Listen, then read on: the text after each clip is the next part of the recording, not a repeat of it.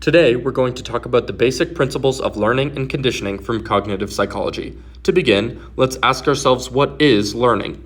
In a definition from educational psychology, learning is generally defined as relatively permanent changes in behavior, skills, knowledge, or attitudes resulting from identifiable psychological or social experiences. An important way of learning is what's called classical conditioning.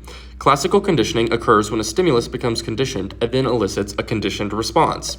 This type of conditioning is automatic and unconscious, and was famously described in psychologist Ivan Pavlov's experiments with dogs, where they would begin to salivate uncontrollably without the actual presence of food.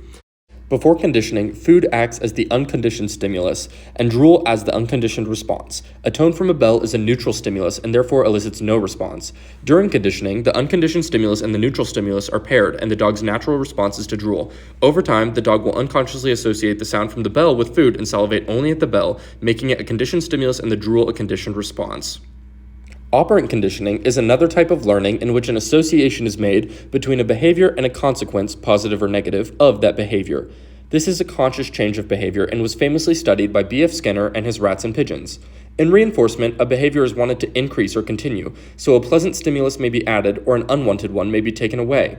In punishment, the goal is to decrease or end a behavior, so an unpleasant stimulus may be added or a wanted stimulus is taken away.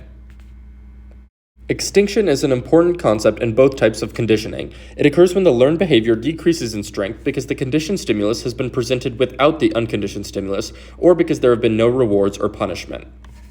An important part of learning is also observational learning. In his social learning theory, Albert Bandura says that people can learn behaviors or responses by observing others' behavior. In his famous Bobo doll experiments, children who watched an adult act violently towards a neutral stimulus often acted similarly when it was their turn. Thank you.